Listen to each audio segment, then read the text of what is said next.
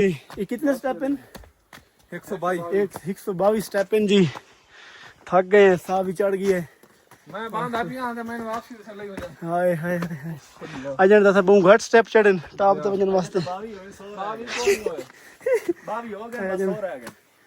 22 step चढ़े हैं। Singer साहब एंटरटेनमेंट थी बने करो यार, कुछ करो नहीं के सबर सिंगर साहब दा जो ना साह फुले होया के सिंगर चलो गुजारा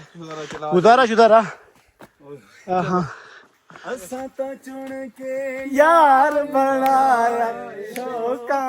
दा खबर केड़ा मुल लगदे इना लोखां दा साडा ताए माही कार कुछ भी होवे साडा प्यार ओए ओए ओए बड़ा मुश्किल ट्रैक है जी। क्यों सोने दा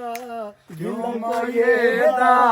दिल कराम ता लखवारी बिस्मिल्लाह ओए होए बड़ा मुश्किल दा प्यारा मैंने चाह गिने ए जी ठंडिया नहीं ठंड तो लग रही ठंड वाकई लगती पई है लेकिन मुंह सब पसीना ही आना पे 122 स्टेप अल्लाह वापसी पता नहीं ड्राइविंग की में थी ते वैसे की में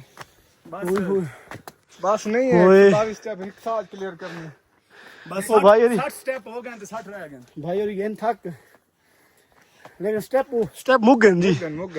शुक्र है मोगन भाईजान सिंगर साहब गाना है खूब स्टेप लाख शुक्र मुनवर दी आँख खुल गई नहीं तो जिन बुक गई आई खा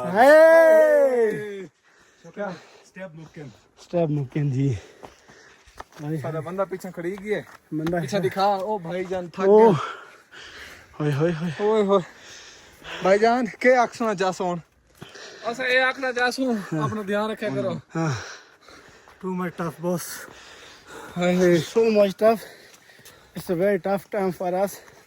and we are very so tired. I know. And singer साहब भी सांस फुला हुआ है। सारे दिल दी दुनिया उजाड़ रुते ते अख दी धरती ते बारिशां हैं हाय हाय हाय शहर दा मौसम अगर सुहाना जे होवे तां के ना होवे तां के और तुहाडा शहर है तुहाडे लोग हैं तुसां पे वसो तुहाडा हक है विकास ना दा अगर दीवाना जे होवे तां के ना होवे तां की वाह क्या बात है जी क्या बात है